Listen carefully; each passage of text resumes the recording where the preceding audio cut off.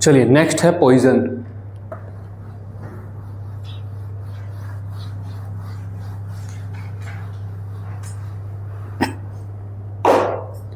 Next आपके हैं poison.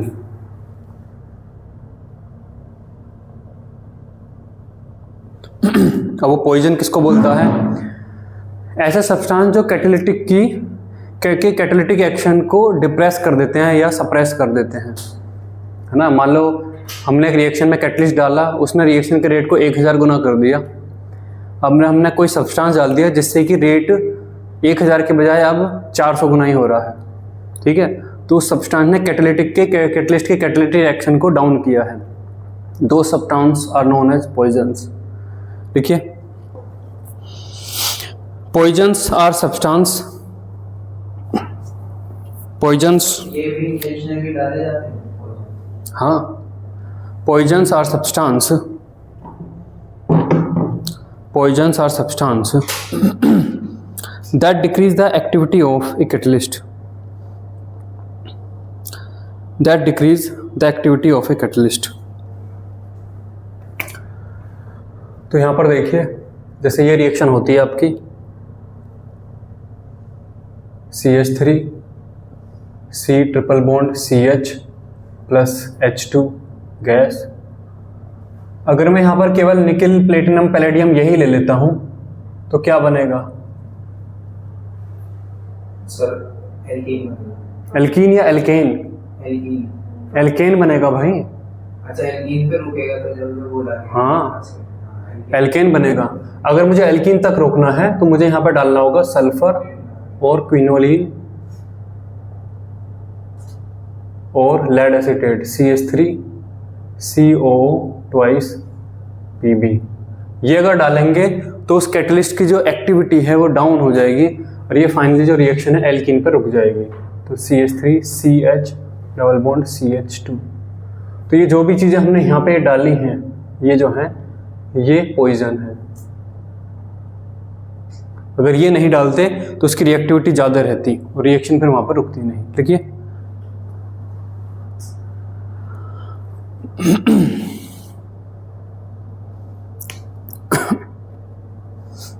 तो सर वो आपने लिखवा रखा है उसमें कि पॉइजन विद सल्फाइड, तो वो सब ये पॉइजन। हाँ, कैटलिस्ट को पॉइजन आउट किया है।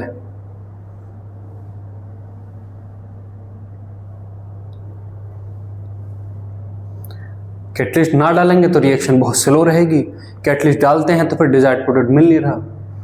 ये जो हमारा ये कैटलिस्ट है ये दो जगह पे यूज होता है पूरी केमिस्ट्री में। बताइए कहाँ कहाँ? एक तो रोजेनमुंड में और एक आपका एल्काइन से एल्कीन तक बनाने में।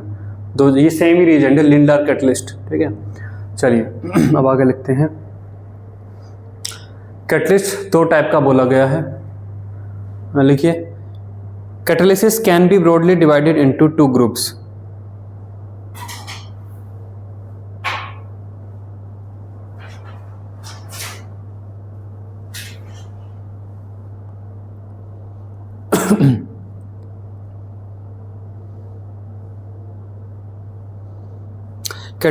Catalysis can be broadly divided into two groups. पहला है homogeneous catalysis, homogeneous catalysis।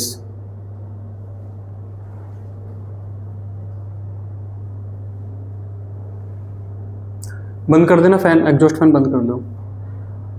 जब reactant comma product and catalyst same phase में हो तब उसे बोला जाता है होमोजीनियस कैटालिसिस, है ना। तो लिखिए, हेडिंग डाल लिया होमोजीनियस कैटालिसिस का। देखिए, when the reactants comma products and the catalyst are in the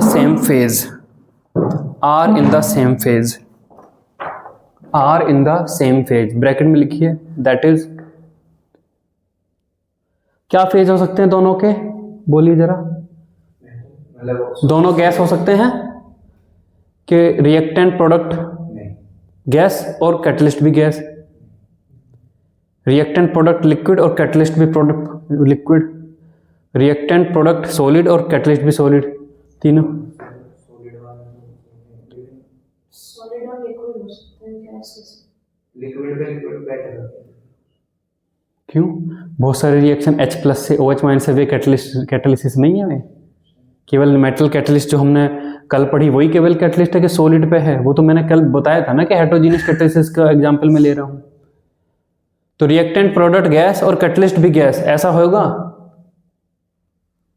नहीं, होता भाई, होता है। ये भी होता है। तो लिखिए सर तो कैटलिस्ट का काम That is- surface देना नहीं है। मैंने कल जो एग्जांपल दिया था वो हेटेरोजीनियस कैटलिस्ट का एग्जांपल लेकर दिया था, है ना। गैस गैस फेज में भी कैटालिसिस हो सकता है ना। तो लिखिए that is gas and liquid, solid solid नहीं हो सकता कि रिएक्टेंट प्रोडक्ट सॉलिड में हो और कैटलिस्ट भी सॉलिड हो, ऐसा कोई केस नहीं देखने को मिला। समझ गए? तो सारी चीजें गैस हो सकता है, सारी चीजें लिक्विड हो सकता है, सारी चीजें सॉलिड हो, ऐसा कुछ नहीं है ना। वो अलग बैठा रहेगा, वो अलग बैठा रहेगा, कैसा होएगा? Bracket close, comma, the process is said to be homogeneous catalysis, the process is said to be homogeneous catalysis.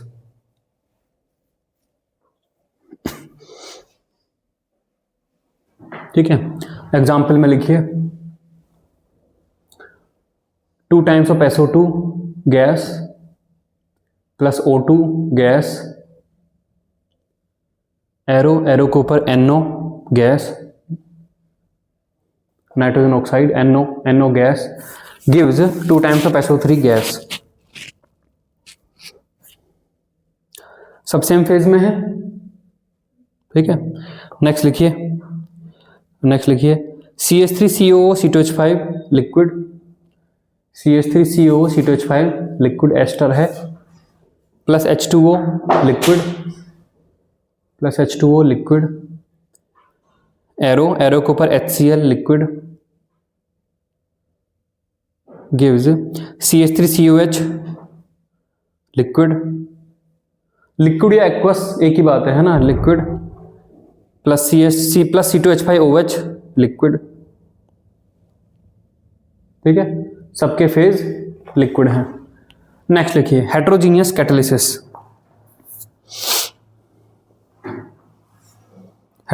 Catalysis. अब यहां पे है कि अगर कोई किसी का भी फेज अगर अलग हो गया तो क्या उसे हेटेरोजीनियस बोलेंगे? मतलब रिएक्टेंट, प्रोडक्ट और कैटलिस्ट तीनों में से किसी का भी फेज अगर अलग हो गया तो उसे हेटेरोजीनियस बोलेंगे। मतलब रिएक्टेंट आपका सॉलिड है, प्रोडक्ट आपका गैस है और फिर यहां पर कैटलिस्ट है। तो इस कन्फ्यूजन से बचने के लिए वहां पे तो सब सेम थे, तो रिएक्टेंट भी ले लिया, रिएक्टेंट कोमा प्रोडक्ट और कैटलिस्ट तीनों एक साथ ले लिए। यहां पर अगर आप reactant comma product comma catalyst लोगे उसमें अपोजिट करने में, तो अगर रिएक्टेंट और प्रोडक्ट के फेज बदल गए तो फिर गड़बड़ हो जाती है। तो यहाँ पे केवल रिएक्टेंट लेंगे हम, रिएक्टेंट का और कैटलिस्ट का फेज अगर अलग है तो उसको हेटेरोजीनियस, प्रोडक्ट को अलग रखो यहाँ पे। वो इसलिए किया है कि मान लो यहाँ पर रिएक्टेंट है गैस, कैटलिस्ट है गैस, लेकिन प्रोडक्ट है लिक्विड, तो अब आप इसे हेटेरोजीनियस बोलने लगोगे, जबकि यहाँ पर रिएक्टेंट और प्रोडक्ट की चीजों में अंतर आया है ना। उस तरीके से पेज फंसता है। तो केवल रिएक्टेंट और कैटलिस्ट के फेज में डिफरेंस अगर होगा तो बोलेंगे हम, है ना।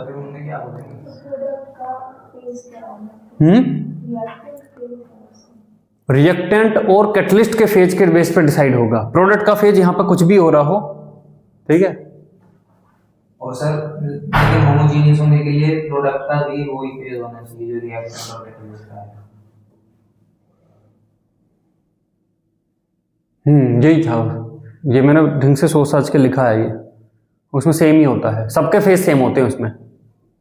होमोजीनियस में सारी चीजें सेम फेज में होती हैं, हेटेरोजीनियस में वो कंपेयर करता है रिएक्टेंट और कैटलिस्ट के फेज में, ठीक है। तो लिखिए when the catalytic process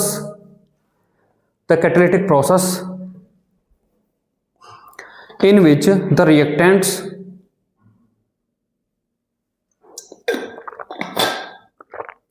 and the catalyst are in different phase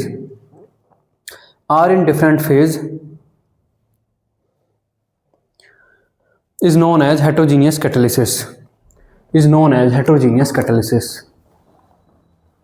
example लिखिए, 2 times of SO2 gas plus O2 gas plus O2 gas, 2 times of SO2 gas plus O2 gas, arrow के ऊपर PT solid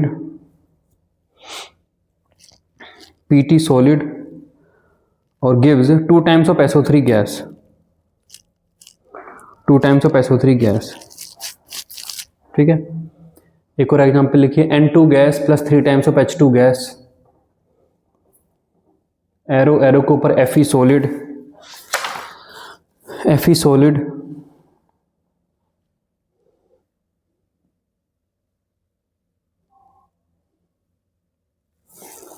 ठीक है, और gives 2 times of NH3 gas.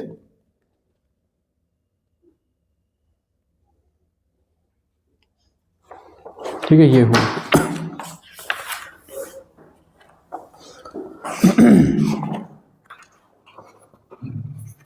चलिए अगला heading डालिए हम,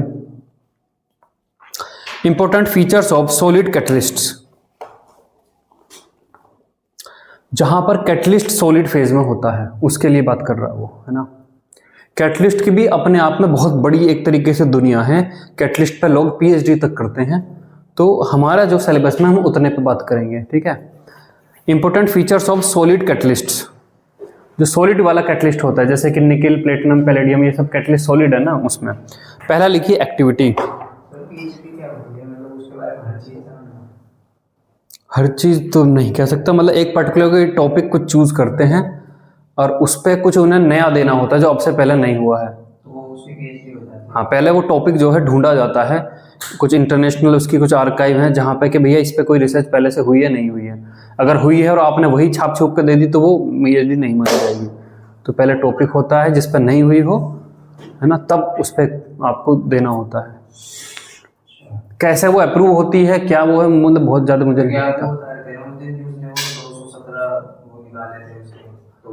वो PhD है, रिसर्च पेपर है, मतलब एग्जैक्ट नहीं पता, शायद वो रिसर्च पेपर है। रिसर्च पेपर छोटी चीज़ है, PhD बड़ी बहुत लंबी प्रोसेस है। रिसर्च पेपर है शायद वो, है ना। हाँ, लेकिन उसके लिए भी आपको अगर 217 दे रहे हो तो कंफर्म होना चाहिए कि 218 नहीं बनते, 216 नहीं बनते। इसका मतलब वो हाथ से तो करके नहीं होने का, उसके लिए कुछ कंप्यूटर प्रोग्राम ही आपको बनाना पड़ेगा, कि ऐसा कंप्यूटर प्रोग्राम जो कार्बन की 4 वैलेंसी को, मतलब जो भी ऑर्गेनिक मॉलिक्यूल के बनने की डेफिनेशन है उनको सेटिस्फाई करता हो, है ना।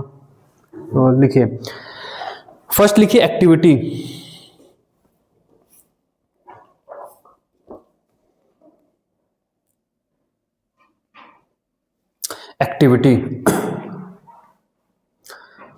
तो यहां पर वो कहता है कि जो कैटालिटिक एक्शन होता है वो मेनली होता है केमिजॉर्प्शन के थ्रू। कैटलिस्ट के सरफेस पे एडजॉर्प्शन होता है ना, तो कौन सा वाला एडजॉर्प्शन, फिजिकल एडजॉर्प्शन या केमिजॉर्प्शन? तो केमिजॉर्प्शन के थ्रू होता है। अब यहां पर वो कहता है कि केमिजॉर्प्शन में बॉन्ड बनते हैं, तो आप बॉन्ड को कैसा चाहोगे, बहुत स्ट्रॉन्ग बॉन्ड बन जाए कैटलिस्ट के साथ, या बहुत वीक बन जाए, या मॉडरेट? हाँ, तो वो कहता है कि मॉडरेट बने, कि अगर बहुत स्ट्रॉन्ग बन गया तो एक बार एडजॉर्ब होने के बाद फिर वहां से हटेगा ही नहीं, तो कैटालिटिक एक्शन वाली जो बात है वो हो नहीं पाएगी। तो इसलिए एक पर्टिकुलर कैटलिस्ट के लिए जो वो पर्टिकुलर कैटलिस्ट किस किस को कैटलाइज कर देगा ये भी स्पेसिफिक है। मान लो प्लेटिनम है तो प्लेटिनम एज ए कैटलिस्ट वो किस किस रिएक्शन को कैटलाइज कर सकता है। ठीक है, अगर आप देखें तो हेबर प्रोसेस में प्लेटिनम एज ए कैटलिस्ट नहीं है, वहां पर आयरन एज ए कैटलिस्ट है। अब हमें लगा कि भैया आयरन तो सस्ती मेटल है, वो तो कैटलिस्ट का काम कर रही है, तो आयरन कोई हर जगह लेकर चले, फिर वो आयरन की दूसरी जगह काम नहीं करती। इस रिएक्शन में आयरन काम नहीं करने का, उस रिएक्शन में काम कर जा रहा है ना। तो लिखिए the activity of a catalyst.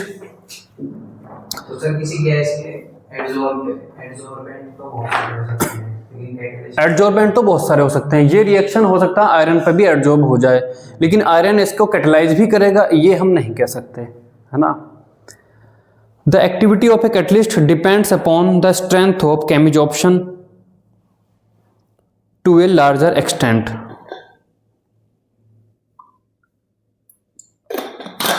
To a larger extent upon the strength of chemisorption to a larger extent to a larger extent. क्या कहना चाह रहा है इसका मतलब कि भाई जो कैटालिटिक एक्शन है वो मेनली इस पर डिपेंड करता है कि केमिजोप्शन की केमिकल बॉन्ड की स्ट्रेंथ क्या है, बहुत वीक है या बहुत स्ट्रॉन्ग है या मॉडरेट है ना। आगे लिखिए, the reactant must get adsorbed reasonable strongly. The reactants must get adsorbed reasonable strongly या रीजनेबली स्ट्रॉन्ग। हाँ, ये शब्द गड़बड़ लग रहा मुझे भी। Reasonably BLY reasonably strong on the catalyst surface full stop. however they must not get adsorbed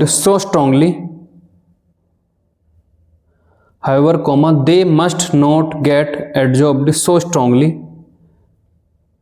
that they are immobilized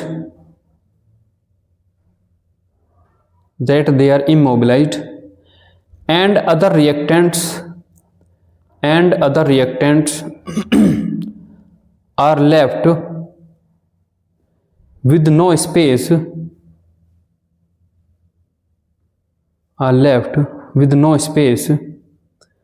on the catalyst surface for adsorption। ठीक है।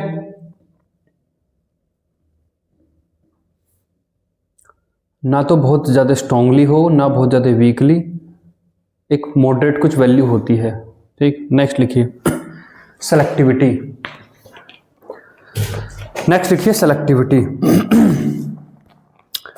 देखिए यहाँ पे वो क्या कहना चाह रहा है कि मान लीजिए आपके ये रिएक्टेंट हैं। पहली रिएक्शन में यहाँ पे देखिए CO गैस प्लस आपका 3 टाइम्स ऑफ H2 गैस। अगर आप यहाँ पर कैटलिस्ट लेते हो निकल, तो प्रोडक्ट आपको मिलता है ये CH4 गैस प्लस आपका H2O गैस, ये मिलता है। ठीक है, वहीं आपका CO गैस प्लस आपका 2 टाइम्स ऑफ H2 गैस, इन्हीं रिएक्टेंट सेम है। अगर आपने यहाँ पर कैटलिस्ट बदल के कर दिया Cu और यहाँ पे ZNO और Cr2O3, ये कैटलिस्ट अगर आप कर देते हो तो प्रोडक्ट बदल जाते हैं, CH3OH गैस ये बन जाता है। नेक्स्ट देखिए सेम रिएक्टेंट है CO गैस प्लस आपका H2 गैस। अगर आपने कैटलिस्ट फिर कोई और बदल दिया जैसे कॉपर है तो फिर आपका यहाँ पर HCHO। ठीक है, तो आपके जो रिएक्टेंट हैं रिएक्टेंट सेम हैं लेकिन अलग अलग कैटलिस्ट उनके लिए उनको आपको अलग अलग प्रोडक्ट बनाकर देता है। अलग अलग जो कैटलिस्ट है वो रिएक्टेंट के एडजॉर्ब होने पर डिफरेंट अलग अलग बॉन्ड तोड़ने में सक्षम है। किसी में वो कार्बन हाइड्रोजन के बीच का बॉन्ड तोड़ दे रहा है, किसी में ऑक्सीजन ऑक्सीजन का, किसी में कुछ ऑक्सीजन हाइड्रोजन का। तो जब बॉन्ड अलग अलग टूटते हैं तो फिर प्रोडक्ट आपका अलग अलग बन जाता है। इसलिए उसने बोला सेलेक्टिविटी कि भाई आपने रिएक्टेंट ले लिए और आपने कैटलिस्ट भी ले लिया, लेकिन वो कैटलिस्ट आपको डिजायर्ड प्रोडक्ट दे पा रहा है, ये भी आपको देखना होगा। ठीक, लिखिए the selectivity of a catalyst is its ability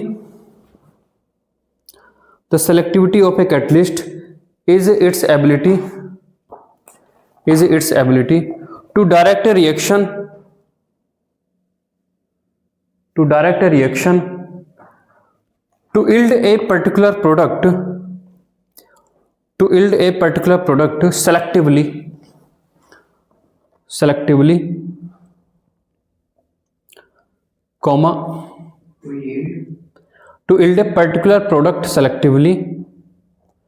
to yield a particular product selectively comma when under the same reaction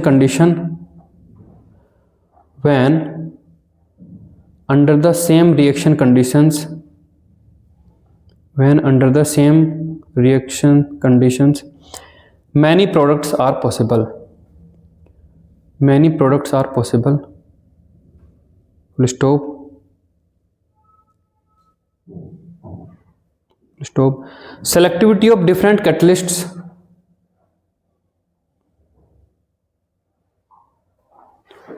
for same reactants is different.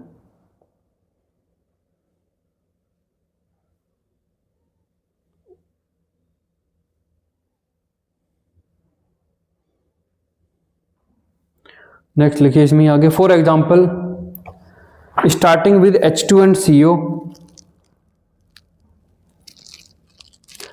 starting with H2 and CO and using different catalysts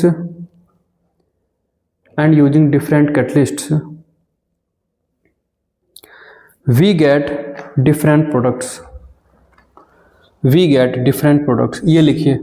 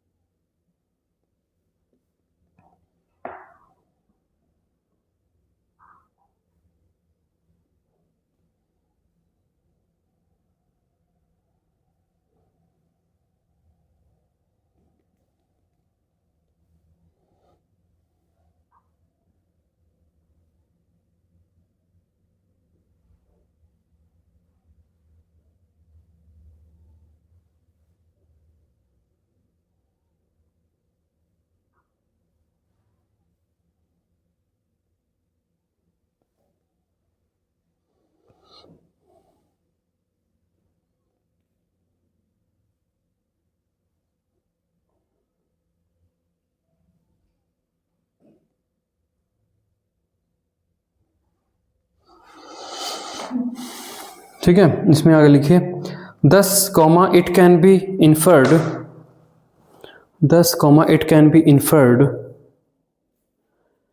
that the action of catalyst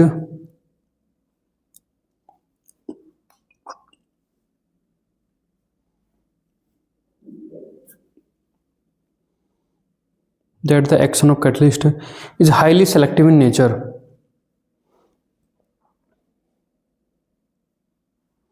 Full stop. As a result,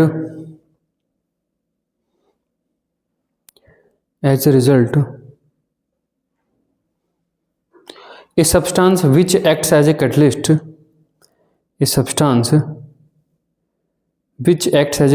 in one reaction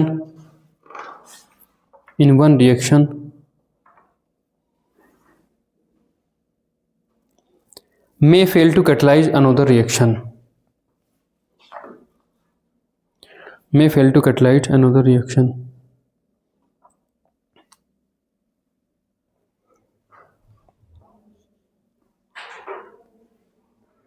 ठीक, next heading डालिए,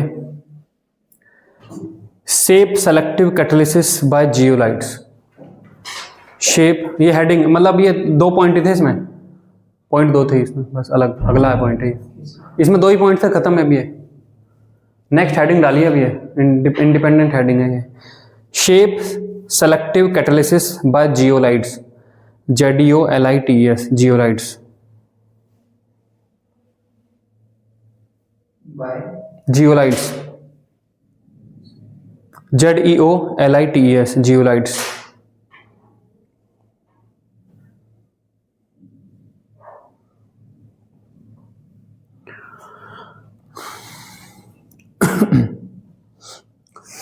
Al2O3 का एक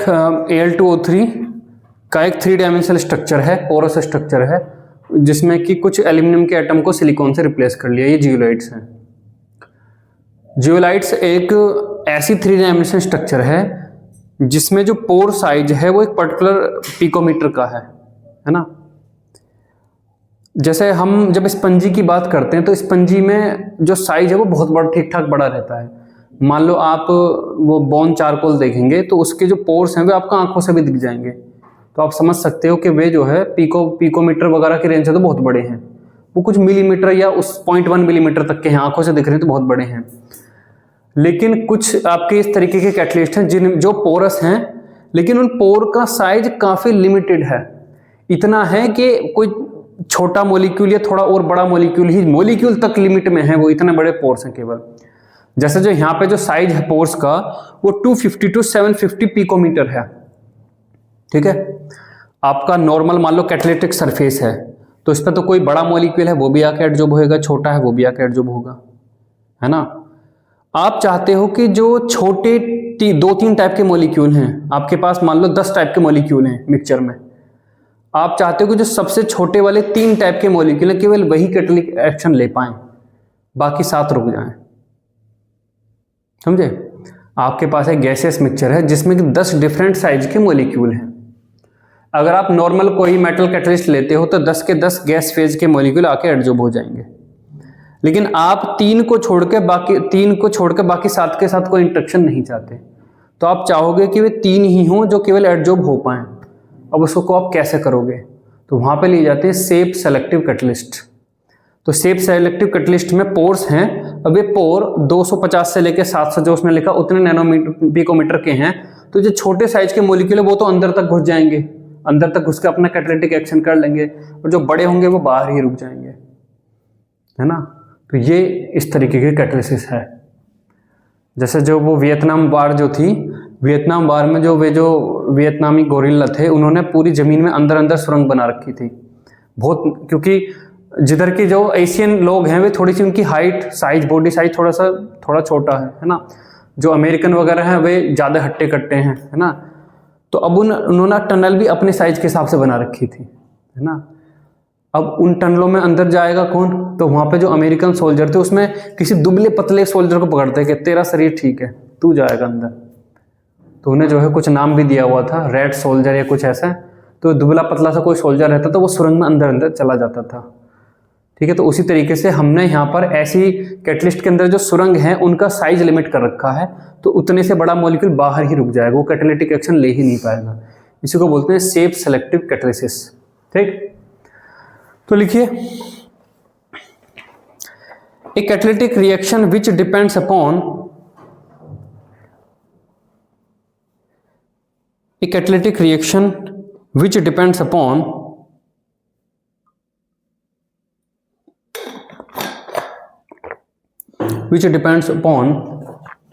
the pore size of the catalyst depends upon the pore structure of the catalyst and the size of reactant and product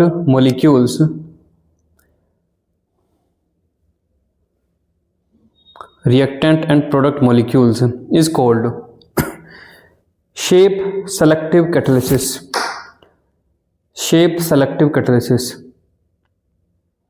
Full stop. For example, catalysis by zeolites is a shape selective catalysis. Full stop. The pore size present in zeolites ranges from 250 to 750 picometer. 250 to 750 picometer.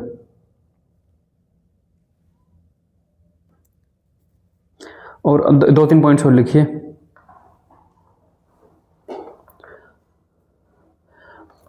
Zeolites are aluminosilicates.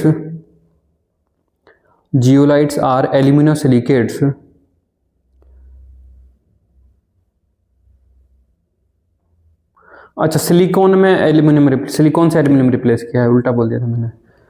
With 3-dimensional network of silicates in which in which some silicon atoms are replaced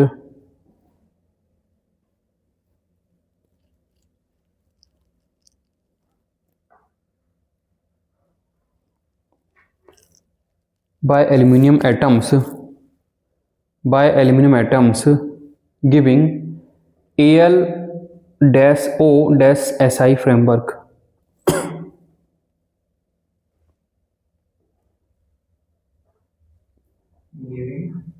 ALOSI, Al bond O bond Si network.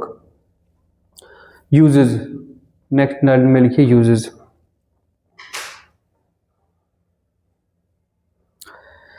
Zeolites are very widely used.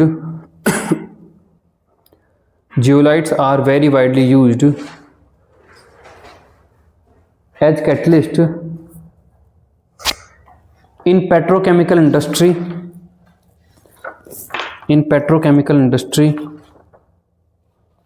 For cracking of hydrocarbons and isomerization. Petrochemical industry for Cracking of hydrocarbon and isomerization.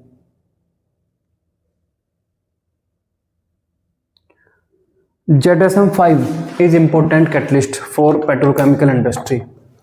ZSM5 is the important catalyst in the petrochemical industry.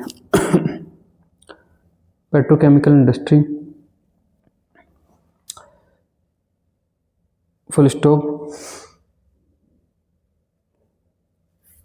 ZSM5 converts alcohols. ZSM converts alcohols directly into petrol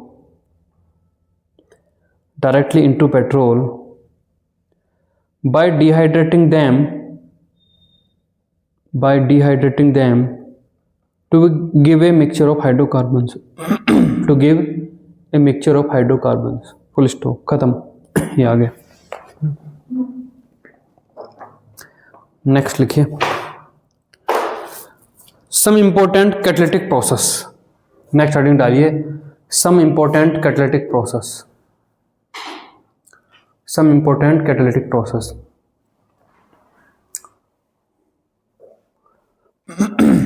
पहला लिखिए Haber's process for the manufacture of ammonia. Haber's process for the manufacture of ammonia. Next time लिखिए catalyst Fe. Haber's process for the manufacture of ammonia.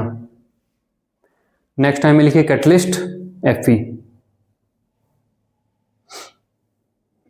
Next लिखिए Ostwald's process for the manufacture of nitric acid. Ostwald's process for the manufacture of nitric acid. Catalyst लिखिए PT.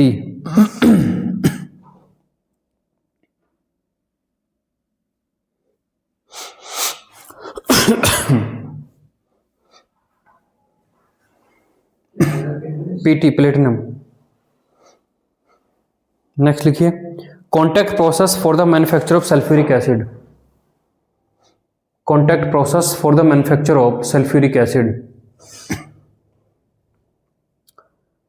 Catalyst लिखिए इसमें catalyst NO और PT और V2O5 vanadium pentoxide. NO और PT और V2O5 ये हैं.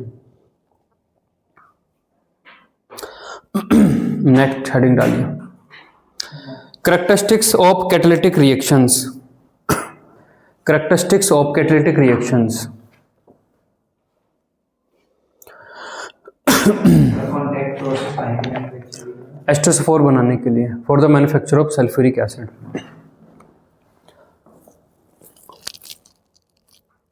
नेक्स्ट लिखिए हेडिंग डालिए characteristics of catalytic reactions.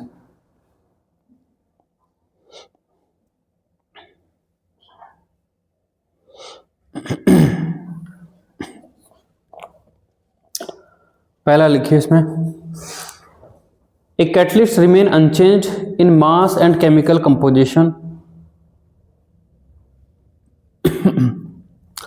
at the end of the reaction.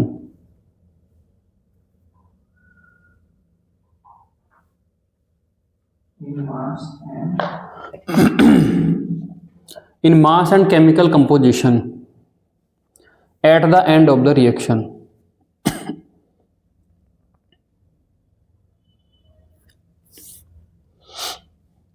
देखिए यहाँ पे वो कहता है कि कैटलिस्ट जो है रिएक्शन के स्टार्टिंग में पार्ट लेता है, रिएक्शन के एंड में वापस निकल आता है।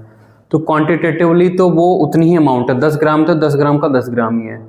जो उसका मोलिकुलर फॉर्मूला था वो भी सेम है। मान लो MnO2 था, MnO2 का MnO2 ही है, लेकिन उसकी फिजिकल स्टेट चेंज हो जाती है। जैसे यहाँ पे वो बोलता है कि पोटेशियम क्लोरेट वाले में जो MnO2 लिया था वो ग्रेनुलर MnO2 लिया था, मतलब मोटे मोटे दाने थे, है ना, या फिर मान लो थोड़े बारीक बारीक थे, लेकिन जब रिएक्शन खत्म होती है तो बिल्कुल फाइन पाउडर फॉर्म में हो जाता है वो। उसकी फिजिकल स्टेट बदल सकती है। ये नहीं कि जैसा था ऐसे के ऐसे, नहीं, साइज सेम है, उसका केमिकल कंपोजिशन सेम है, लेकिन उसकी फिजिकल स्टेट कि पहले थोड़े मोटे मोटे थे अब और फाइन हो गए, है ना। तो लिखिए इसमें, quantitative and quantitative analysis shows that quantitative and qualitative analysis shows that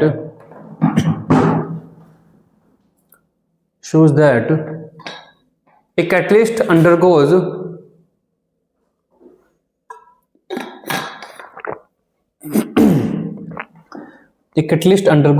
no change in mass or chemical nature.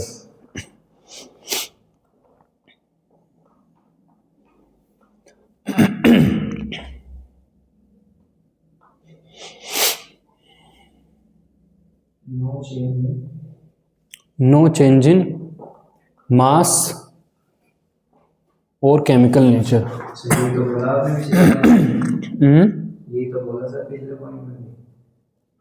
अरे ये तो इसके अंदर लिख रहे हैं ना, इसके अंदर लिखूं या रहने दें? एक बात है, मतलब आगे एक लाइन और है ना, full stop.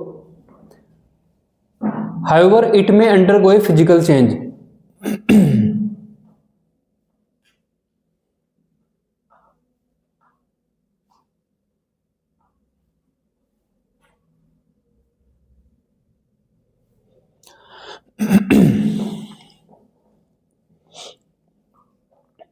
Full stop. Thus, granular MnO2 used as catalyst.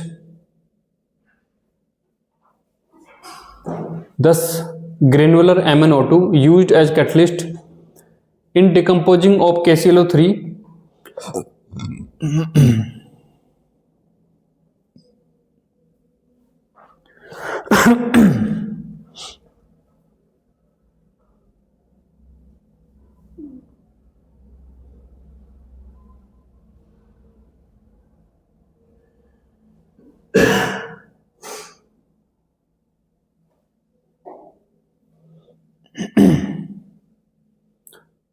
is left as fine powder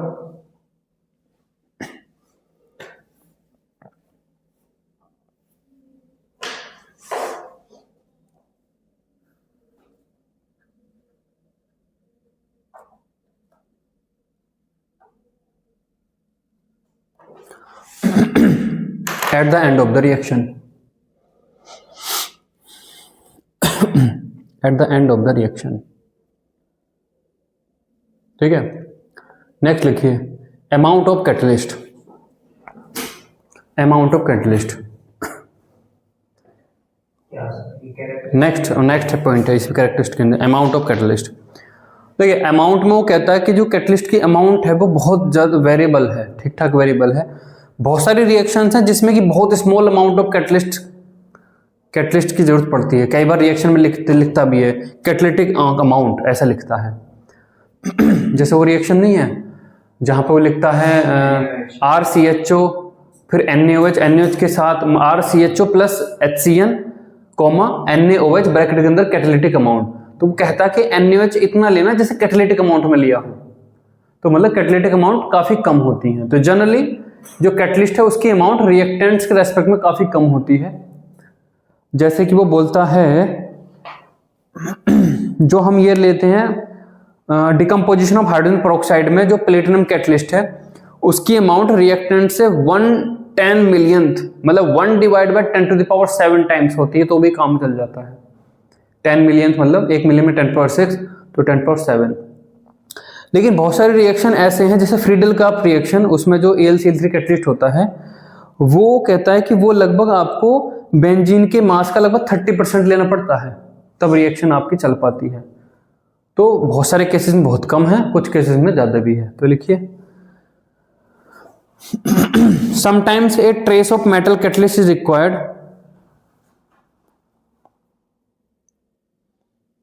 Sometimes a trace of metal catalyst is required. Metal catalyst is required to affect very large amount of reactants.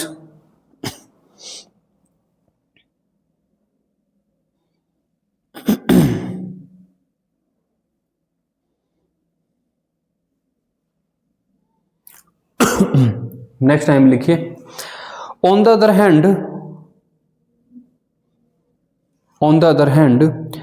there are catalysts which need to be present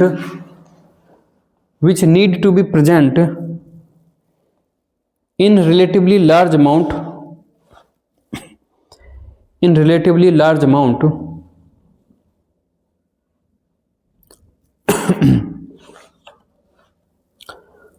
to be effective. Full stop. इसमें लिखिए आगे, in Friedel Craft reaction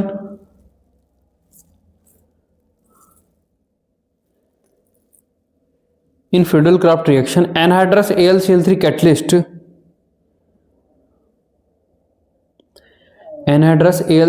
catalyst works effectively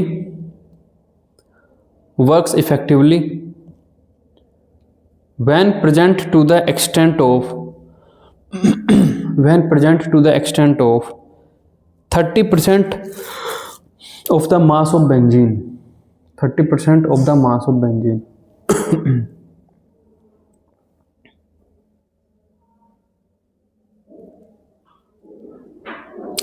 ठीक है, next लिखिए। Next point में कहता है कि कैटलिस्ट अगर फाइनली डिवाइडेड हो, क्योंकि कैटेलिटिक एक्शन अगर मेटल सरफेस पर है तो वो सरफेस पे चल रहा है, तो जितना ज़्यादा फाइनली डिवाइडेड होगा उतना ही ज़्यादा सरफेस एरिया होगा। तो लिखिए, a catalyst is more effective when finally divided. A catalyst is more effective when finally divided. Heterogeneous catalysis के लिए मेनली है ना।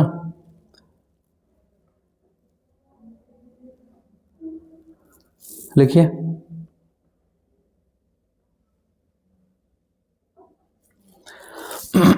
इन हेट्रोजीनियस कैटलिसिस, इसके अंदर लिख रहे हैं, in heterogeneous catalysis comma the solid catalyst is more effective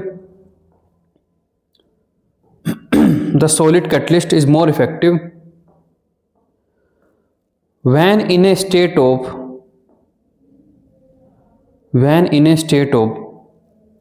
fine subdivision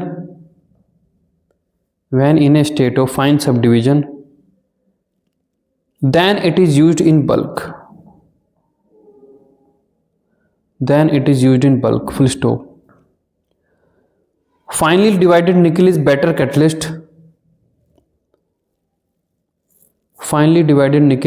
catalyst than lumps of solid nickel.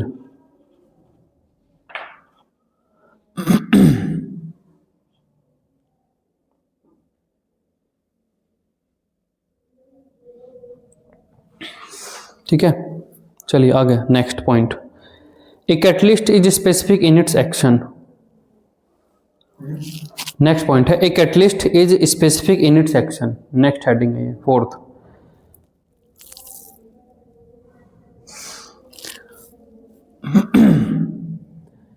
एक कैटलिस्ट जो एक पर्टिकुलर रिएक्शन को कैटलाइज कर रहा है, वो कैटलिस्ट किसी दूसरे रिएक्शन को कैटलाइज कर रहा है, ऐसा जरूरी नहीं है।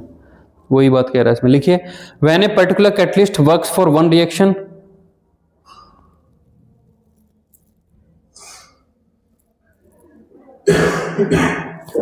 when a particular catalyst works for one reaction, comma, it will not necessarily work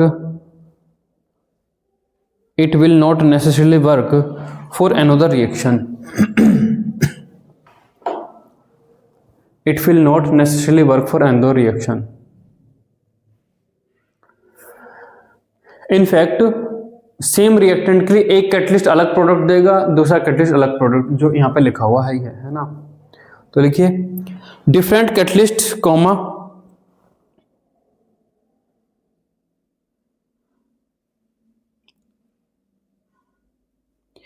more over, ये मोर ओवर वर्ड का क्या मतलब है? More over can bring about, ये वर्ड तो पहली बार आया है, या तो ये हावेवर ही था ये। मोर ओवर तो होता तो है, लेकिन मतलब हैं? बढ़िया लगता है। More over can bring about, more over can bring about completely different reactions for the same substance। यही जो एक यहाँ पे लिखा हुआ है, इसी की बात कह रहा है वो, for the same substance। ठीक है,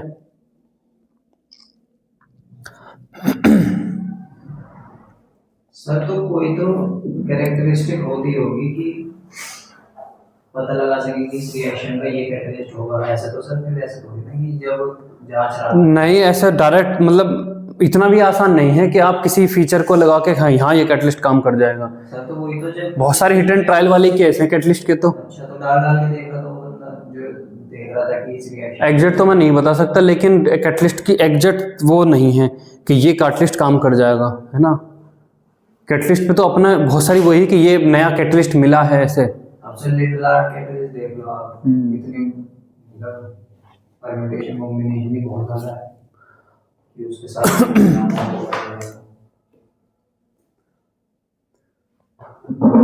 जो वो रहता था, अब तो केमिस्ट्री फिर भी थोड़ी सी वो हो गई, मैच्योर हो गई है। पुराने टाइम में केमिस्ट्री में आधी रिसर्च किस पे चलती थी कि किसी तरीके से सोना बन जा। बहुत सारे राजा वाजाओं ने भी जो है पुराने टाइम में 200-300 साल पहले पे खूब पैसा लगाया है केमिस्ट्री वाले इन लोगों पे कि किसी तरीके से सोना बना लें, है ना। एक था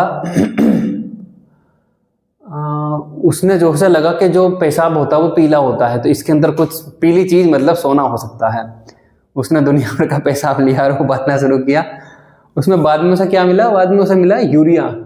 यूरिया मिला, समथिंग कुछ इस टाइप से यूरिया मिला है, कुछ और मिला, इस तरीके का सब्सटेंस मिला। फिर उससे कुछ नई रिसर्च होगी, अच्छा ये नहीं मिला तो ये तो मिलेगा, है ना। कैसा लग रहा होगा वो, दुनिया भर का पेशाब लेकर है उसको उबाल रहा है। क्या कर रहा है? पेशाब उबाल रहा हूँ, तुझे कुछ और नहीं मिला, तो इस चक्कर में, है ना। तो ऐसी बहुत सारी रिसर्च हुई है जो हिट एंड ट्रायल से हुई है, पता ही नहीं क्या करना है, बस कर रहे हैं, क्या पता इससे कुछ हो जाए। अब तो केमिस्ट्री ठीक है, मॉलिक्यूल हम बहुत सारी टेक्निक से इससे एग्जैक्ट मॉलिक्यूल तक दिख जाए, भाई इसमें ये केमिकल है। अब बना दी केमिस्ट्री सोना? नहीं, वो तो मैंने बताया तो था, वो लेड से सोना बन जाता है लेकिन न्यूक्लियर रिएक्टर में, लेकिन उसकी कॉस्ट इलेक्ट्रिसिटी कितनी ज़्यादा आ जाती है कि सोना महंगा पड़ जाएगा बनाना, है ना। न्यूट्रॉन की बम, जब से हमें पता चला कि एक ऐसा पार्टिकल है जिसपे चार्ज नहीं है, तो भाई एक पार्टिकल को दूसरे पार्टिकल में बदलने के रास्ते खुल गए। पहले तो ये पता था ना इलेक्ट्रॉन है, प्रोटॉन है, पहले प्रोटॉन को बम्बार्ड करने की कोशिश करते थे। न्यूक्लियस के पास प्रोटॉन जा रहा है, एक पर्टिकुलर डिस्टेंस पर आके इतना रिपल्सन कि वो रुक गया, इधर उधर भाग गया, है ना, भाग ही जाएगा। लेकिन जब पता चला कि न्यूट्रॉन भी है, अरे न्यूट्रॉन पर कोई चार्ज नहीं हो सकता, तो बम्बार्ड करके आप मार ही सकते हो। और जब न्यूक्लियस के अंदर जाएगा फिर कुछ नया न्यूक्लियस बन जाएगा, तो दुनिया भर के रास्ते खुल गए कि भाई ये तो हम कर सकते हैं अब। तो बहुत एक न्यूक्लियस से आप दूसरा न्यूक्लियस बना सकते हो। वही मैंने बताया था, कौन सा था, मरकरी वाला, या उससे गोल्ड बन जाता है, लेकिन उसमें इलेक्ट्रिसिटी की कॉस्ट इतनी आती है कि वो फिजिबल नहीं है। ठीक है, चलिए नेक्स्ट है, क्या कैटलिस्ट किसी रिएक्शन को स्टार्ट कर सकता है? कि भैया बिना कैटलिस्ट के तो नहीं हो रही, लेकिन कैटलिस्ट डाल दिया तो अब ये रिएक्शन होने लगी। इन जनरल तो स्टेटमेंट है कि catalyst can not initiate A reaction, लेकिन कुछ केस ऐसे मिले हैं जहां पर अगर कैटलिस्ट नहीं डाला तो रिएक्शन होती ही नहीं है। लिखिए 5वां point, a catalyst can can not comma in general initiate reaction, can not in general comma initiate reaction.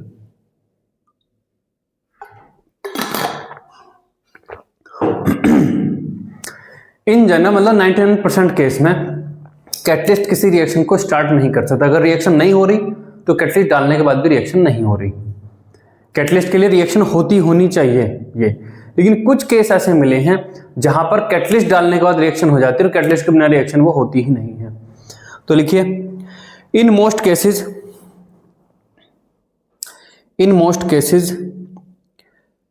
A catalyst speeds up A reaction already in progress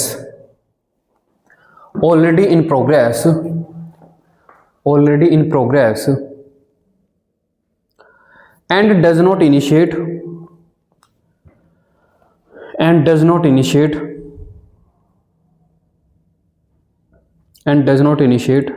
bracket close और start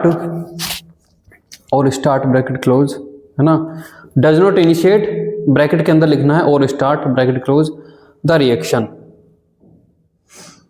full stop, है ना। Next time लिखिए लेकिन कुछ reaction हमें मिली हैं जहां पर अगर हमने कैटलिस्ट नहीं डाला तो वो रिएक्शन सालों तक नहीं होती। जैसे आपको पता है H2 और O2 से H2O बन जाता है। आप एक कंटेनर लीजिए, H2 उसमें भरिए और O2 भरिए और बंद कर दीजिए, बोतल में लीजिए, पानी नहीं बनने का, सालों तक भी नहीं बनने का जब तक उसमें प्लेटिनम एज ए कैटलिस्ट ना डाला जाए। प्लेटिनम डालते पानी बन जाएगा, ठीक है। तो लिखिए but there are certain reactions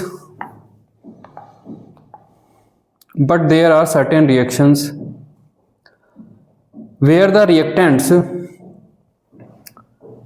reactants do not combine.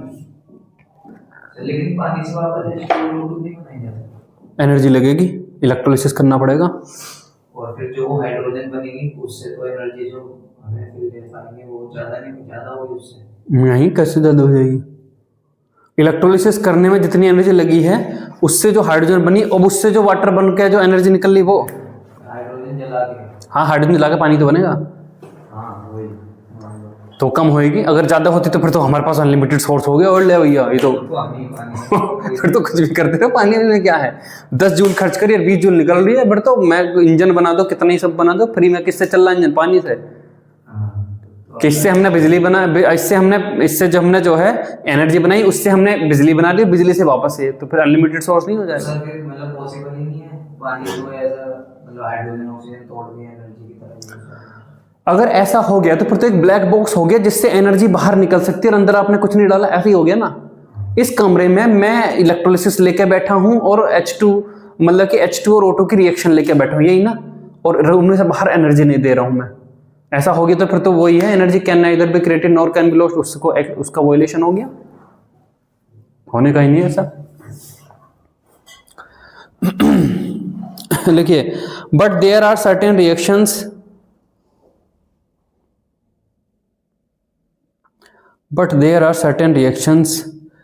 where the reactants do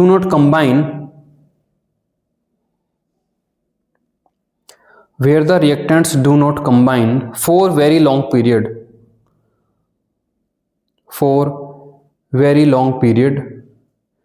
bracket में लिखिए perhaps years bracket close full stop.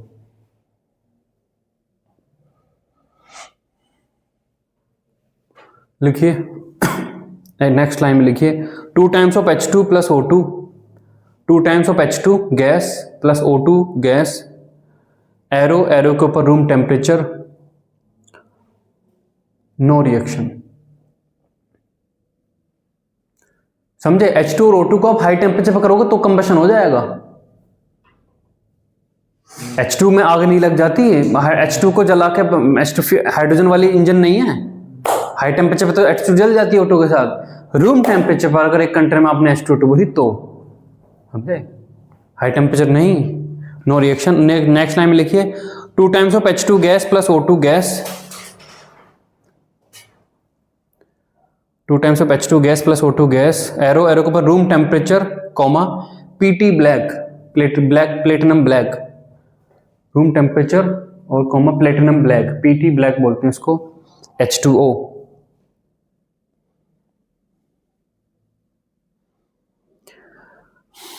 ठीक है, तो ये इस तरीके से है कि कुछ केसेस में कैटलिस्ट रिएक्शन को स्टार्ट कर सकता है। ठीक, अब नेक्स्ट लिखिए, a catalyst does not affect the final position of equilibrium. Next छठा point, a catalyst does not affect the final position of equilibrium. Final position का मतलब समझ रहे हो, हमने 1 मोल A का लिया, 1 मोल B का लिया, इक्विलिब्रियम पे 0.8 मोल A, 0.8 मोल B और 0.2 मोल C और 0.2 मोल D, ये इक्विलिब्रियम का कंपोजिशन है। तो अगर तुमने कैटलिस्ट डाल दिया तो भी कंपोजिशन तो यही मिलेगा, बस अगर आप कैटलिस्ट डालते हो तो वो इक्विलिब्रियम जल्दी एस्टेब्लिश हो सकता है। ये हम कैटलिस्ट में, ये हम ली चिटेल प्रिंसिपल में लास्ट वाला वो पढ़ते हैं। तो इसमें आगे लिखिए comma, although it shortens the time required, although it shortens the time required to establish the equilibrium। इसके अंदर का मैं नहीं लिखा रहा, वो तुम्हें पता है ही है। ठीक है,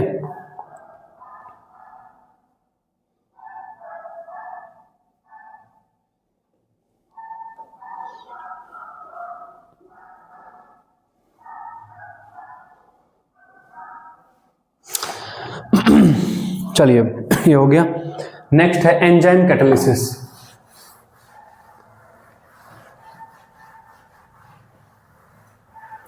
एंजाइम कैटालिसिस,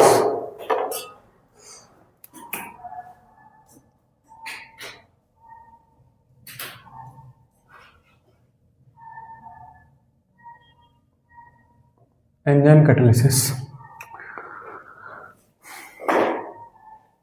एंजाइम कैटालिसिस है ना।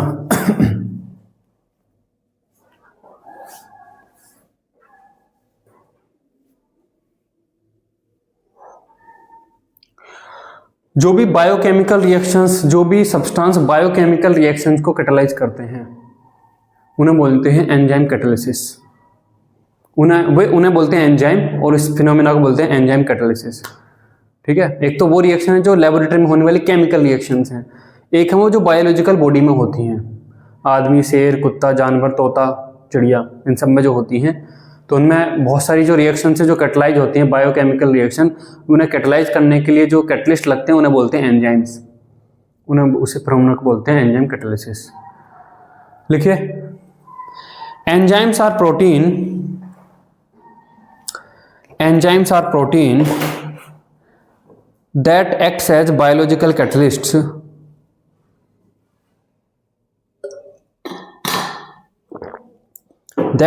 that acts as biological catalysts by accelerating biochemical reactions।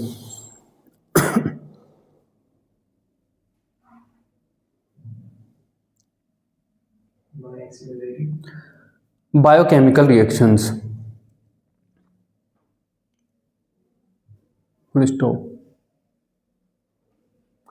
वो यहाँ पे कहता है कि मतलब बायोलॉजिकल बॉडी में नियरली जितनी भी बायोकेमिकल रिएक्शन होती हैं सबका अपना अपना एक एंजाइम होता है ही है।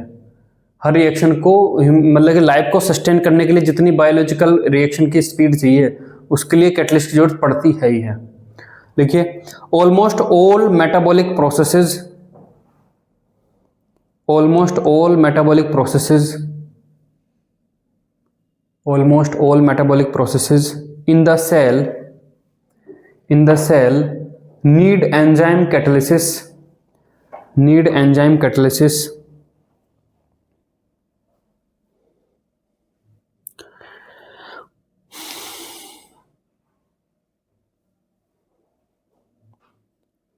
enzyme catalysis in order to occur at rates, in order to occur at rates fast enough to sustain life,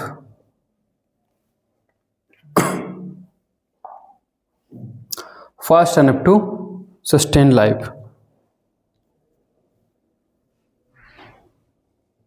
ठीक है, नेक्स्ट टाइम लिखिए example of enzyme catalysed reactions.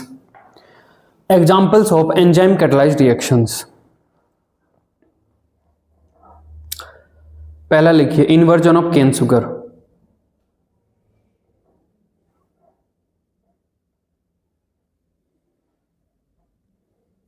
Inversion of cane sugar. Cane sugar जानते हो क्या होता है? क्या होता है? सुक्रोज।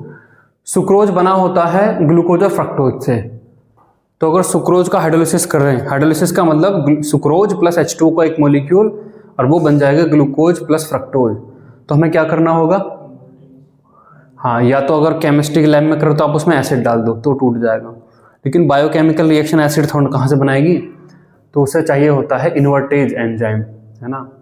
तो लिखिए इन्वर्जन ऑफ केन शुगर, है ना। इसमें लिखिए रिएक्शन लिखिए C12H22O11 aqueous, C12H22O11 aqueous plus H2O, arrow arrow के ऊपर इन्वर्टेज,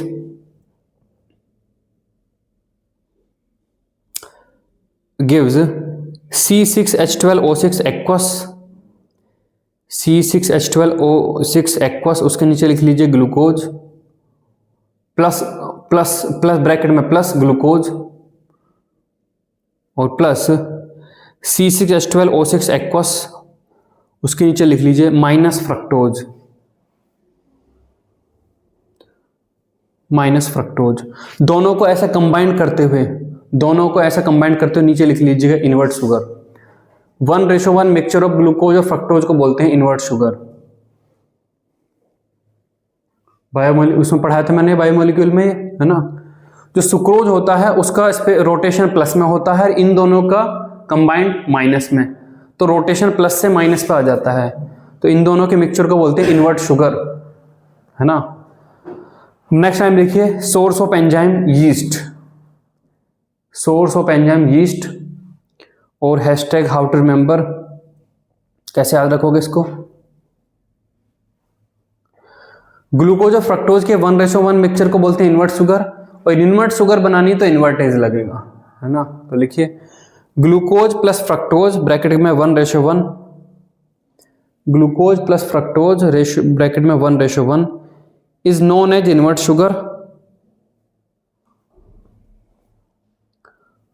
और अगर इन्वर्ट शुगर बनानी है तो इन्वर्टेज लेना होगा।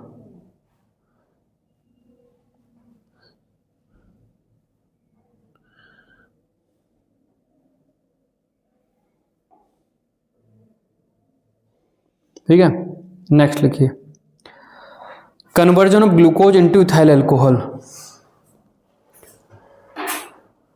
Conversion of glucose into ethyl alcohol.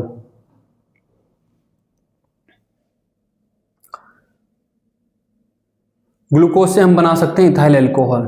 तो लिखिए रिएक्शन C6H12O6, नीचे लिखिए glucose,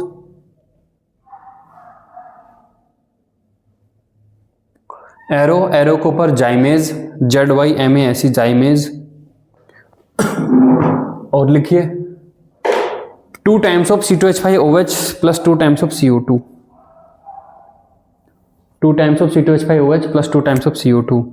source of enzyme yeast, source of enzyme yeast, hashtag how to remember, कैसे याद रखोगे इसको?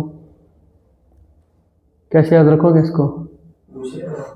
हाँ, कि तुम्हें अब के बाद अगले 2 महीने तक दिमाग मारना ही ना पड़े कि जाइमेज इसमें। मैं तो बताने वाला हूँ।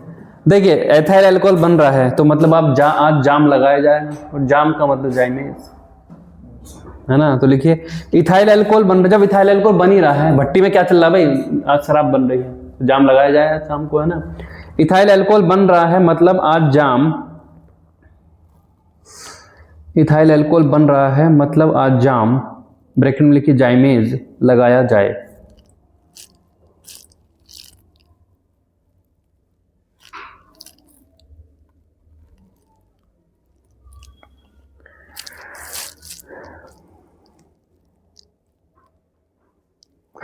नेक्स्ट लिखिए थर्ड लिखिए conversion of maltose into glucose. Conversion of maltose into glucose.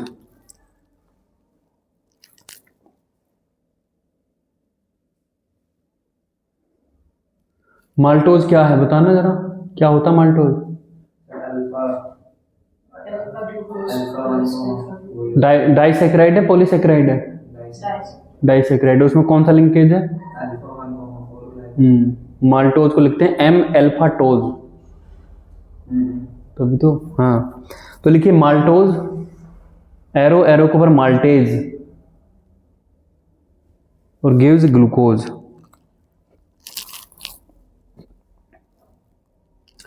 Source of enzyme yeast,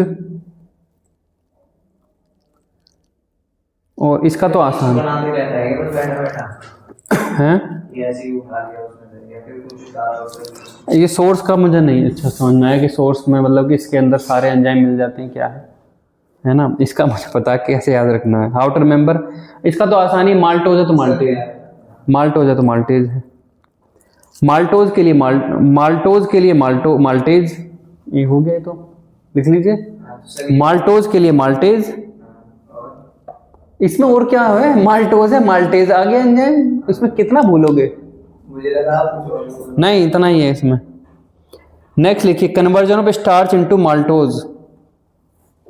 अच्छा यहाँ पे फंस सकता है यार, माल्टोज यहाँ पे भी आई, यहाँ पे इसके लिए लेकिन दूसरी कहानी है।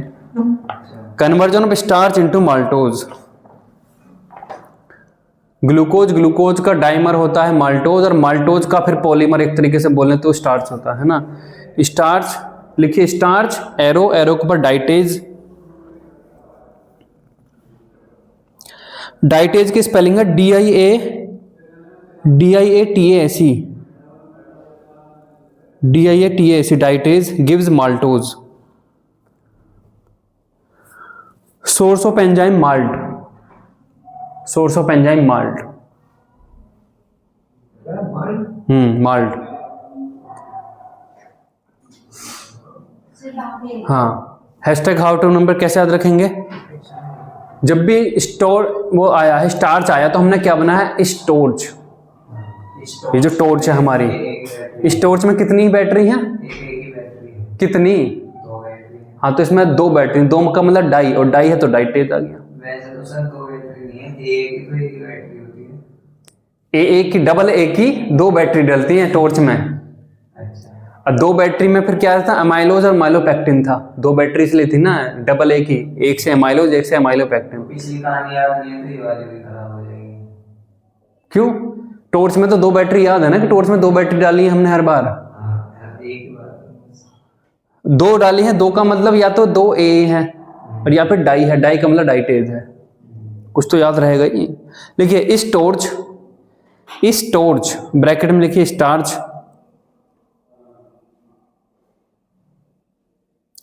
स्टार्च में 2 न्यूमेरिकल 2, 2 मतलब डाई, 2 मतलब डाई, डाई के साथ ब्रैकेट में लिख लीजिए डाइटेज। बैटरी डलती हैं, बैटरी डलती हैं, ठीक है।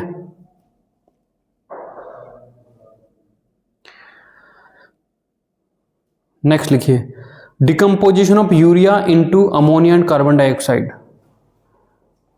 Decomposition of urea into ammonia and carbon dioxide. Sir मतलब वो है ना, जो वो वाली चीज है, रिडक्शन वाली जो है, वो रिड्यूसिंग एजेंट ना वाली वो सब, उसके टक्कर की कहानी नहीं है। चाचा रमेश टल्ली होकर ऑफिस में टपके, वो तो टक्कर किसी है। मतलब है तो बढ़िया, बाकी सारी भले लेक्चर के टाइम पे अजीब लगती है पर काम भी आती है बाद में। हाँ तो काम वही भाई, मेरे काम वही आते हैं, मैं भूल जाता हूँ इतना सारा। चीन की दीवार वाली, हाँ तो वे इतने सारे थे, मुझे बहुत दिमाग खराब कर देते। मगर इनका काम खत्म करो अभी के अभी। कैसे जब कोई बीच में कोई लिंक ही नहीं है तो कैसे याद रह जाएगा कि ये भैया ये एल्डिहाइड तक छोड़ेगा, ये अल्कोहल तक बना देगा? कोई तरीका ही नहीं है ऐसा। लिखिए decomposition of urea into ammonia and carbon dioxide. तो लिखिए यूरिया, एरो एरो के ऊपर यूरिएज, और NH3 plus CO2 into NH3 and CO2, ammonia और कार्बन डाइऑक्साइड। लिखिए यूरिया, एरो एरो के पर यूरिएज, UREAS यूरिएज, और gives NH3 plus CO2, NH3 plus CO2। Source of enzyme soybean, source of enzyme soybean, और इसका simple है urea के लिए urease. How to remember, urea के लिए यूरिएज, ठीक है। नेक्स्ट लिखिए, दो और है, protein to amino acid, protein to amino acid, protein amino acid का पॉलीमर है ना प्रोटीन, तो प्रोटीन को वापस तोड़ना है अमीनो एसिड में, तभी तो बॉडी उसे कंज्यूम करेगी। तो लिखिए प्रोटीन, एरो एरो के ऊपर पेप्सिन, प्रोटीन प्रोटीन मतलब एरो के ऊपर pepsin, gives amino acid, amino acid, और ब्रैकेट में लिख लीजिए और पेप्टाइड या फिर पेप्टाइड, एमिनो एसिड या ब्रैकेट में और पेप्टाइड।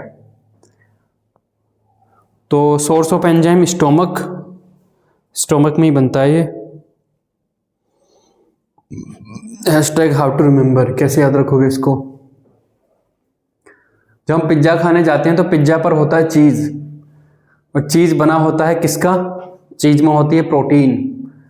अब वो उसको पचाने के लिए फिर हमें पेप्सी मंगानी पड़ेगी, पेप्सी तो सब पीते हैं ही हैं, इसलिए वो पेप्सी लगती है, समझे, इसलिए पेप्सी पीनी पड़ती, इसलिए पेप्सी पीनी पड़ती है।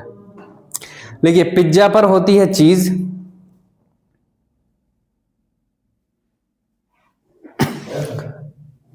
मेरे घर से कौन आया? तो लिखिए पिज्ज़ा पर होता है चीज़ और चीज़ होता है प्रोटीन,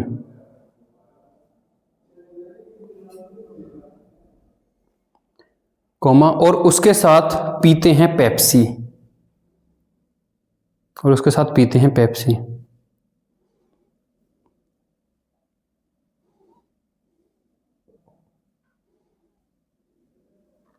ठीक है। नेक्स्ट लिखिए conversion of milk into curd, conversion of milk into curd, milk से कर्ड बनाने के लिए conversion of milk into curd.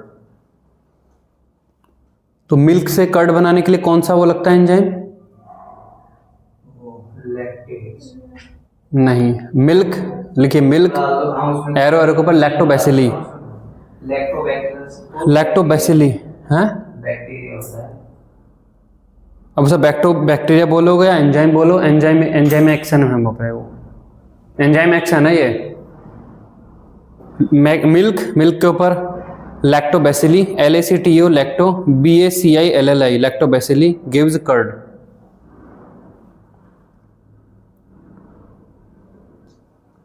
तो source of enzyme yogurt, YOGURT yogurt. कैसे याद रखेंगे इसको, देखिए लैक्टोज होता है मिल्क में, लैक्ट है ना, और मिल्क अगर बासी हो जाए, बेसिली बासी हो जाए तो बन जाती है उसकी दही, बन ही जाएगा वो दही से, या इसकी तो दही बन गई। देखिए लैक्टो का मतलब लैक्टोज, लैक्टो का मतलब लैक्टोज, ब्रैकेट में लिखिए मिल्क में होता है लैक्टोज, मिल्क में लैक्टोज ही होता है, मिल्क में होता है, ब्रैकेट क्लोज। और मिल्क बासी, और मिल्क बासी,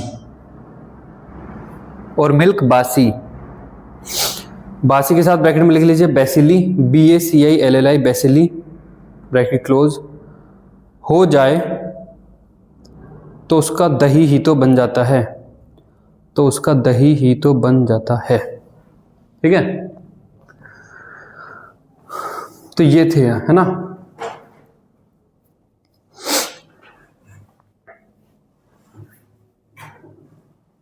हो गए, चलिए क्या आप बता पाओगे ये सारे हैं, चलो बताओ, कॉपियां बंद करो, कॉपियां। स्टार्च से माल्टोज में कौन सा एंजाइम लगता है, डाइटेज, हाँ। माल्टोज से ग्लूकोज में, ग्लूकोज से अल्कोहल बनाने में, वो वाला साइंस और केन शुगर से ग्लूकोज फ्रक्टोज का मिक्सचर बनाने में, यूरिया से अमोनिया CO2 बनाने में, यूरिएज, और प्रोटीन से अल्फा अमीनो एसिड बनाने में, और मिल्क से कर्ड बनाने में। ऐसा एक बार और रिवाइज कर लो अगर, तो दिमाग पर जोड़ नहीं पड़ेगा, पेपर तक तो याद रह जाएगा। चलिए अब आगे लिखिए। लैक्टेज भी तो होता है, यही होता है क्या?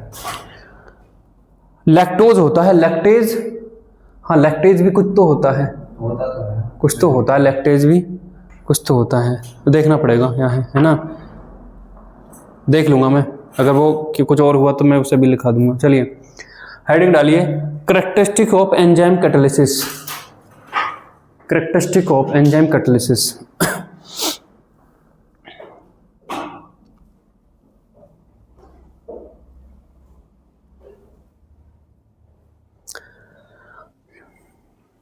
पहला लिखिए, most highly efficient, most highly efficient,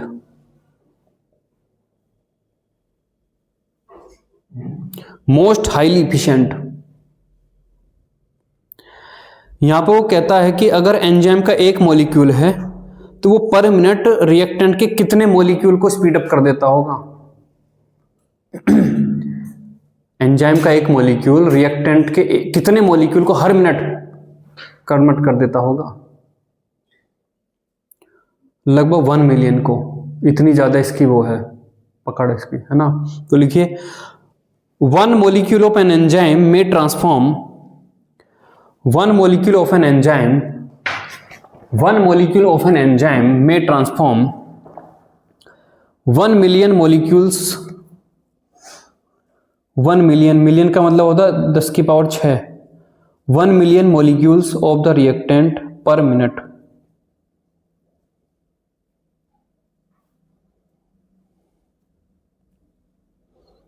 ठीक है, वहीं जो कैटलिस्ट हमारा वैसा नॉर्मल कैटलिस्ट है उसकी इतनी ज्यादा नहीं है ना। नेक्स्ट लिखिए, हाईली स्पेसिफिक नेचर।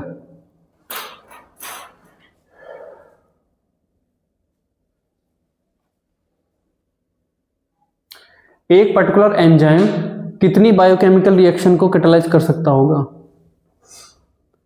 जैसे हमारे पास प्लेटिनम है, तो प्लेटिनम तो कई सारी रिएक्शन में कैटलिस्ट का काम कर जाएगा, है ना। ऐसी मान लो कोई हमारे पास एंजाइम है तो वो कितनी डिफरेंट बायोकेमिकल रिएक्शंस को कैटालाइज कर सकता होगा। एक को, एक एंजाइम और एक रिएक्शन बस, उससे अलग नहीं। तो लिखिए, each enzyme is specific for a given reaction.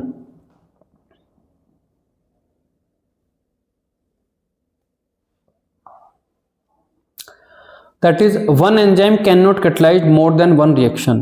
each enzyme is Specific for given reaction. For a given reaction, that is, one enzyme cannot catalyze. One enzyme cannot catalyze more than one reaction.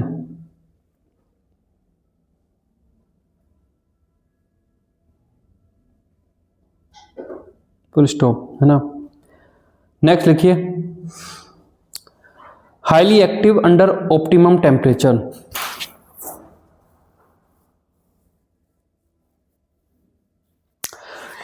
Catalytic reaction के लिए एक particular छोटी सी एक narrow temperature range है, उसमें ही ये अच्छे से काम कर पाते हैं, उससे ज्यादा पर उससे कम पे काम करना बंद कर देते हैं। तो लिखिए, the rate of an enzyme reaction, the rate of an enzyme reaction. अच्छा, अगर यहाँ पर आकाश अपना बोर्ड लगा रहा है तो इसका मतलब हमने अपना काम अच्छे से किया है। यहाँ लगा रहा है। हाँ, यहाँ ये जो बोर्ड है, यहाँ पे एक नया एक साइट लगी है ना 10 बाई 20 का, अभी तो नया लगा है, वो खंबा सा गाड़ा है, तो यहाँ पे शायद वो लगा है। तो इसका मतलब हमने अपना काम परफेक्ट किया, तभी तो हमें टक्कर देने के लिए लगा रहा है। यहाँ पे हम उसके लिए खतरा हो रहे हैं, तभी तो लगा रहा है। जिसकी ऑलरेडी यहाँ में ब्रांच है वो हमें टक्कर देने के लिए यहाँ लगा रहा है। यहाँ में लगा है। हाँ सोचिए, तो इसका मतलब हमने अपना परफेक्ट काम किया, जो उसे लगा कि हाँ ये पोटेंशियल थ्रेट है। यहाँ पे कोई ना लगाए, पिछले साल तो किसी ने नहीं लगाए। हाँ लिखिए, the rate of an enzyme reaction,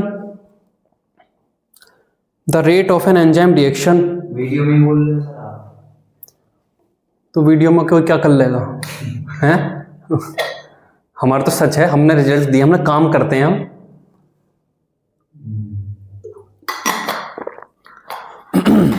the rate of an enzyme reaction becomes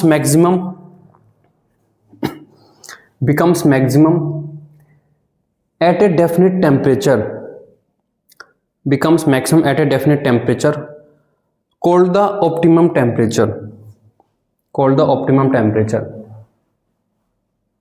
full stop.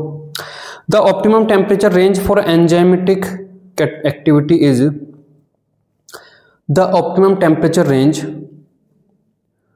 for enzymatic activity is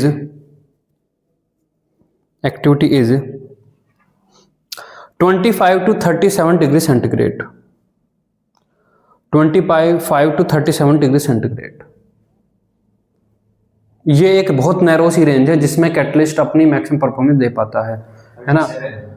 हाँ, मतलब वही बॉडी टेम्परेचर के आसपास की रेंज है ना?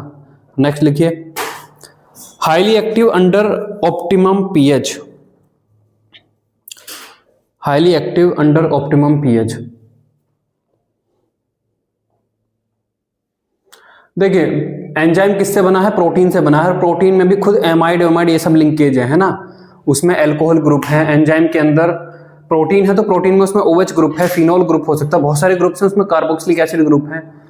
अगर पीएच बहुत कम है या ज़्यादा है तो फिर उसमें बहुत सारे ग्रुप प्रोटोनेट होने लगेंगे, या पीएच अगर आपकी ज़्यादा तो डीप्रोटोनेट होने लगेंगे, तो एंजाइम की अपना जो एक्शन है वो गड़बड़ हो सकता है। तो एक पर्टिकुलर पीएच रेंज पर ही एंजाइम अपनी काम कर पाता है ढंग से, उससे ज़्यादा या कम होने पे फिर एंजाइमेटिक एक्शन गड़बड़ हो जाएगा। लिखिए, the rate of an enzyme catalysed reaction, the rate of an enzyme catalysed reaction, the rate of an enzyme catalysed reaction is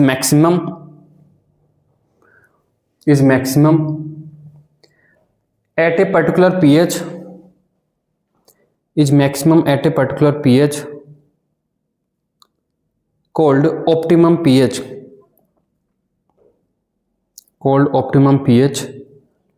comma, which is between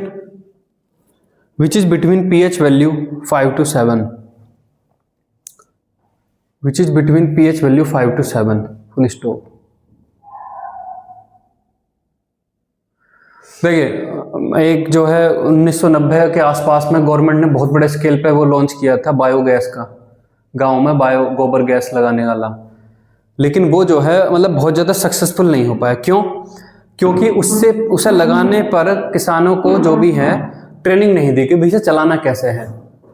उन्हें तो ये लगता था जितना ज़्यादा गोबर उसमें डालेंगे उतनी ज़्यादा गैस बनेगी। आम आदमी तो यही सोचेगा कि गैस कम बने, भर दे इसमें गोबर। लेकिन उसमें होता क्या है कि अगर गोबर वगैरह ज़्यादा इस तरीके से फीडिंग कर रहे हो और जितना वो उसे डाइजेस्टर जो उसका टैंक है वो कर नहीं पा रहा, तो उसका पीएच लेवल गड़बड़ा जाता है। अगर उसका पीएच नीचे चला गया है, लो चला गया, एसिडिक रेंज में चला गया है, तो फिर एंजाइम अपना काम नहीं कर पाता। उसमें तो एंजाइम ही काम कर रहा है जो उसको तोड़ता है, तोड़ कर मीथेन बनाता है वो, तो एंजाइम काम नहीं कर पाता। और एंजाइम का एक्शन तो तुम देख रहे हो, पीएच थोड़ी सी भी ऊपर नीचे खिसकी तो उसकी एफिशिएंसी कतई डाउन हो जाएगी। तो उसमें कई बार इस तरीके से क्या होता है कि अगर आपकी पीएच कम हो गई, मतलब एसिडिक ज़्यादा हो गया है, तो उसमें थोड़ा सा चूना घोलो, चूना घोल के उसका घोल डाल दो उसमें, तो उसकी पीएच बैलेंस हो जाएगी, फिर वो काम करने लगेगा। तो इस तरीके से कोई ट्रेनिंग तो दी नहीं गई, कुछ नहीं बताया कि भैया ये टैंक सा बनेगा, इसमें आपको गोबर डालना, गैस बने, इतना बस बता के काम खत्म। कुछ के चले, मोस्ट ऑफ के तो बंद हो गए। मैंने भी अपने गाँव में देखे थे, तो 20 लोगों के थे, लेकिन एक आध ने किसी ने चलाया हुआ था, बाकी सबके 19 लोगों के बंद ही देखे थे। लेकिन एक्चुअली में तो बायोगैस चीज होती है, काम करती है। तो मैं कहीं कहीं पे बड़े बड़े डाइजेस्टर प्लांट ऐसे देखे होंगे, है ना? अभी हम कल परसों गए थे, हाँ उधर हम गए थे, भोपा की तरफ गए थे, तो एक बहुत बड़ा सा बिल्डिंग्स वो बन रही थी, बहुत बड़ी सी डोम थी, मगर ये क्या है यहाँ पे, वो ये डाइजेस्टर था, वो गोबर गैस वाला डाइजेस्टर है ना, बहुत ही बड़ा था। तो भाई उसमें वही है कि आप ये चीज मेंटेन करके रखिए, उसका टेम्परेचर मेंटेन करके रखिए और उसकी पीएच मेंटेन करके रखिए, तो बहुत आराम से गैस वो बनती है ना? तो ये चीज थी जिसकी वजह से बायोगैस चल नहीं पाए, क्योंकि वे पीएच गड़बड़ा देते थे। दबा उसमें गोबर डाले जाने, उसकी पीएच गड़बड़ा जाती थी, फिर गैस बननी बंद हो जाती थी। जब बंद हो जाती थी तो उन्हें लगता था गोबर कम है और डालो, मतलब और चीजें वर्स्ट होती चली जाती थी। लिखिए नेक्स्ट, लिखिए increasing activity in presence of coenzyme and activators.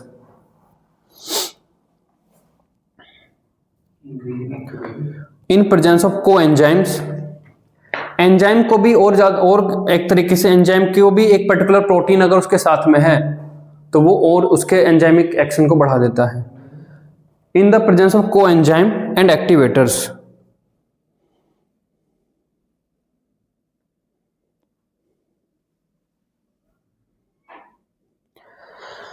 लिखिए the enzymatic activity is increased,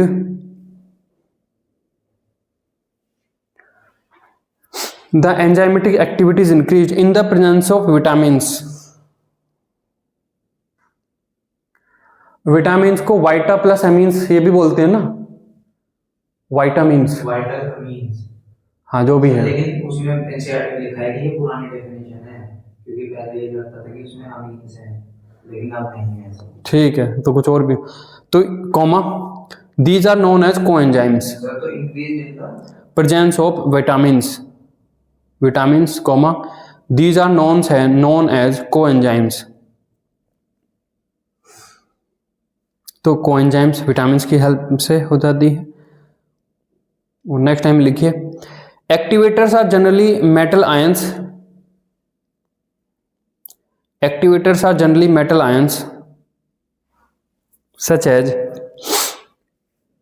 Na plus, Mn2 plus, CO2 plus,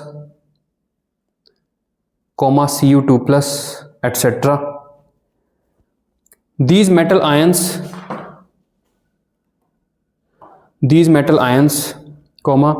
when weakly bonded to enzyme molecules,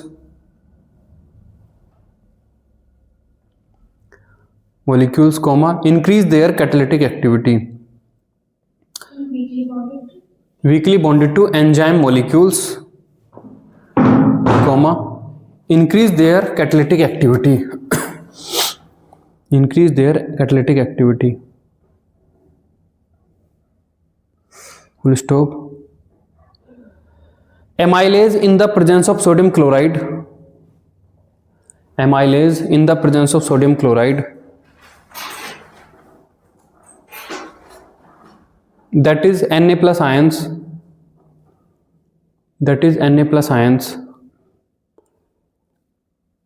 are catalytically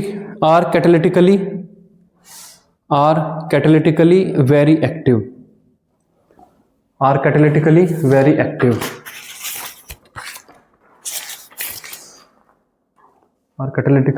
active,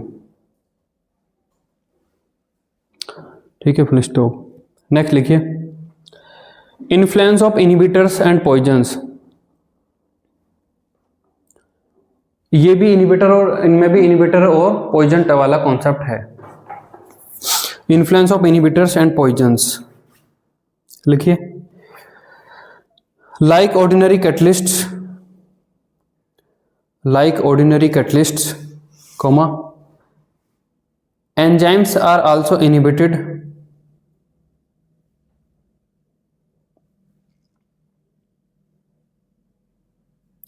or poisoned by the presence of certain substances,